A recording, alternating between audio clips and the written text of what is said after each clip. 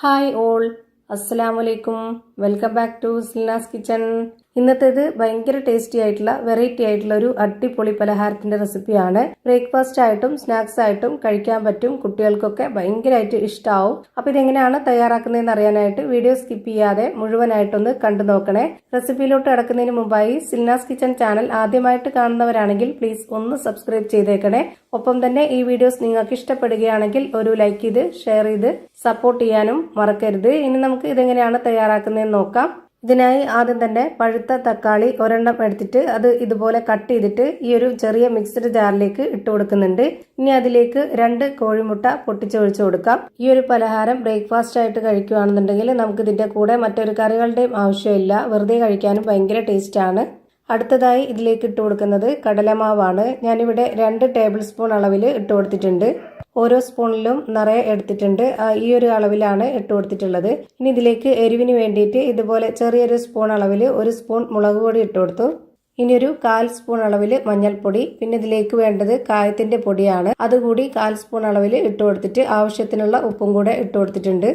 ഇനി ഇത് നല്ലപോലെ ഒന്ന് അരച്ചെടുക്കണം. അരച്ചെടുക്കാൻ വേണ്ടി 1/4 കപ്പ് അളവിൽ ഒരു പകുതിയോളം വെള്ളം എടുത്തിട്ടുണ്ട്. അത് ഒഴിച്ചു കൊടുക്കാം. ഇനി ഇത് നന്നായിട്ടൊന്ന് അരച്ചെടുക്കാം. അരച്ചെടുത്തതിന് ശേഷം ഒരു ബൗളിലേക്ക് ഒഴിച്ചു കൊടുക്കുന്നുണ്ട്.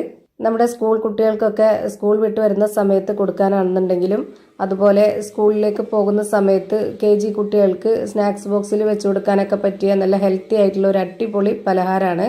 ഇനി അടുത്തതായിട്ട് ഇതിലേക്ക് വേണ്ടത് ഗോതമ്പ് പൊടിയാണ്. ഞാനിവിടെ 250 ml കപ്പിന്റെ അളവിൽ 1/4 കപ്പിൽ ഇട്ട് കൊടുക്കുന്നുണ്ട്. ഇനി ഒട്ടും തന്നെ കട്ടകളൊന്നും ഇല്ലാതെ ഇതുപോലൊരു വിസ്ക് വെച്ചിട്ട് നന്നായിട്ട് ഇളക്കി യോജിപ്പിച്ചു കൊടുക്കാം. അപ്പോൾ നമുക്ക് മനസ്സിലാവും ഇതിൽ എത്രത്തോളം വെള്ളം വേണ്ടി വരും എന്നുള്ളത്. ആദ്യം തന്നെ ഒന്നിച്ച് വെള്ളം ഒഴിച്ചു കൊടുക്കാതെ ഘട്ടം ഘട്ടമായിട്ട് ഒഴിച്ചു കൊടുക്കാം. ഞാനിവിടെ ഇപ്പോൾ 1/4 കപ്പ് അളവിൽ വെള്ളം ഒഴിച്ചു കൊടുത്തിട്ടുണ്ട്. എന്നിട്ട് ഒന്നുകൂടി ഇളക്കി യോജിപ്പിച്ചു കൊടുത്തിട്ടുണ്ട്. അപ്പോഴും ഇതിൽ പോരാതെ വന്നിട്ടുണ്ട്. ഒരു 1/4 കപ്പ് അളവിൽ കൂടെ വെള്ളം ഒഴിച്ചു കൊടുക്കാം. കുറച്ചുകൂടെ കട്ടിയാണിത്. ഒന്നുകൂടെ ഒന്ന് ലൂസാക്കി എടുക്കണം. അതിന് വേണ്ടിയിട്ട് ഞാനൊരു 1/4 കപ്പിൽ കൂടെ വെള്ളം ഒഴിച്ചു കൊടുക്കുന്നുണ്ട്. ഇപ്പൊ ഈ ഒരു 1/4 കപ്പിന് 3 കപ്പ് വെള്ളമാണ് ഇവിടെ ഒഴിച്ചു കൊടുത്തിട്ടുള്ളത്. ഇപ്പൊ ഈ മാവിന്റെ പരുവം കറക്റ്റ് ആയിട്ടുണ്ട്. ഞാനിപ്പോൾ ഇവിടെ ഒരു കയ്യിൽ കൊണ്ട് ഇതുപോലെ ഒന്ന് കോരി കാണിച്ചു തരാം. ഇതാണ് ഇതിന്റെ പരുവം. ഇനി ഇത് ചുട്ടെടുക്കാൻ വേണ്ടി സ്റ്റവിലേക്ക് ഒരു പാൻ വെച്ച് കൊടുത്ത് ഫ്ലെയിം ഓൺ ആക്കി കൊടുത്തിട്ടുണ്ട്. ഒരു മീഡിയം ഫ്ലെയിമിലേക്ക് ഇട്ട് കൊടുത്തതിന് ശേഷം ഈ ഒരു പാൻ ഒന്ന് ചൂടായിട്ട് വരുമ്പോൾ കുറച്ച് ഓയിൽ ഇതുപോലെ ഒന്ന് സ്പ്രെഡ് ആക്കിയിട്ട് അതിലേക്ക് ഒരു കയ്യിൽ മാവ് ഇതുപോലെ ഒന്ന് ഒഴിച്ചു കൊടുത്തിട്ട് ഒന്ന് ചുറ്റിച്ചെടുക്കാം. അപ്പോൾ ഇത് കാണുമ്പോൾ നിങ്ങൾക്ക് ഇതിന്റെ പരുവം മനസ്സിലായിട്ടുണ്ടാവും. അത്രയും കനം കുറച്ചിട്ടാണ് നമ്മളിത് ചുട്ടെടുക്കുന്നത്. ഇതിന്റെ ഒരു ഭാഗം വെന്ത് വരുമ്പോൾ നമുക്കിതിലേക്ക് മുകളിലായിട്ട് കുറച്ച് ഓയിലോ അല്ലെങ്കിൽ നെയ്യോ ഒന്ന് സ്പ്രെഡ് ആക്കി കൊടുക്കാം. ഞാനിവിടെ ഓയിലാണ് സ്പ്രെഡ് ആക്കിയിട്ടുള്ളത്. ഈ ഒരു ഓയിലും നെയ്യൊന്നും ഇല്ലാതെ തന്നെ നമുക്ക് ചുട്ടെടുക്കാവുന്നതാണ്. അതൊക്കെ ഓരോരുത്തരുടെ ഇഷ്ടമാണ്. ഞാനിപ്പോൾ ഇവിടെ ഒരു ഭാഗം വെന്തതിന് ശേഷം ഇതുപോലെ ഒന്ന് തിരിച്ചിട്ട് കൊടുത്തിട്ടുണ്ട്. ഇപ്പോൾ ഇതാ തിരിച്ചു മറിച്ചൊക്കെ ഇട്ട് കൊടുത്തിട്ട് നന്നായിട്ട് വേവിച്ചെടുത്തു. കാണുമ്പോൾ തന്നെ അറിയാൻ പറ്റും നല്ല പോലെ വെന്ത് കിട്ടി. ഇനി നമുക്കിതൊന്ന് മടക്കിയെടുക്കാം.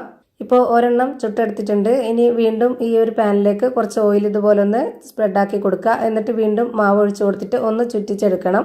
ഈ ഒരു ഭാഗം വെന്ത് വരുമ്പോൾ ഇതിന് മുകളിലേക്കായിട്ട് കുറച്ച് ഓയിൽ കൂടെ ഒന്ന് സ്പ്രെഡ് ആക്കിയിട്ട് പിന്നെ അതൊന്ന് തിരിച്ചിട്ട് കൊടുക്കണം. ഇത് വേവിച്ചെടുക്കാനായിട്ട് ഒരുപാട് സമയമൊന്നും ആവശ്യമില്ല. പെട്ടെന്ന് വെന്ത് കിട്ടും. ഇപ്പോൾ ഇതും 2 സൈഡും വെന്ത് കിട്ടിയിട്ടുണ്ട്. ഇനി നമുക്ക് ഇതൊന്ന് മടക്കിയെടുക്കാം. ഇതേപോലെ തന്നെ എല്ലാം ചുട്ട് ഒരു പാത്രത്തിലേക്ക് മാറ്റിയിട്ടുണ്ട്. അപ്പോൾ ഇതാ ഭയങ്കര ടേസ്റ്റി ആയിട്ടുള്ള നല്ല സോഫ്റ്റ് ആയിട്ടുള്ള അടിപൊളി ഒരു പലഹാരം റെഡിയായി കിട്ടി. ബ്രേക്ക്ഫാസ്റ്റ് ആയിട്ടും സ്നാക്സ് ആയിട്ടും എങ്ങനെ വേണമെങ്കിലും കഴിക്കാൻ പറ്റും. ഫുഡൊക്കെ കഴിക്കാൻ മടിയുള്ള കുട്ടികൾക്ക് ഇതുപോലെയൊക്കെ ഒന്ന് ചെയ്തു കൊടുക്കുക. അവർക്ക് എന്തായാലും ഇഷ്ടമാവും. അപ്പോൾ ഇത്രയേ ഉള്ളൂ ഇന്നത്തെ വീഡിയോ ഇഷ്ടമായാൽ ലൈക്ക് ചെയ്യാനും കമന്റ് ചെയ്യാനും ഷെയർ ചെയ്യാനും മറക്കരുത്. അതുപോലെ തന്നെ ഞാനിടുന്ന പുതിയ വീഡിയോസ് നോട്ടിഫിക്കേഷനായിട്ട് കിട്ടുന്നതിന് വേണ്ടി സബ്സ്ക്രൈബ് ചെയ്ത് ബെല്ലൈക്കൺ അമർത്തി അതിൽ ഓൾ എന്ന ഓപ്ഷൻ എനേബിൾ ചെയ്തു കൊടുക്കാനും മറക്കരുത്. പുതിയൊരു വീഡിയോയുമായി വീണ്ടും വരും. Thank you for watching.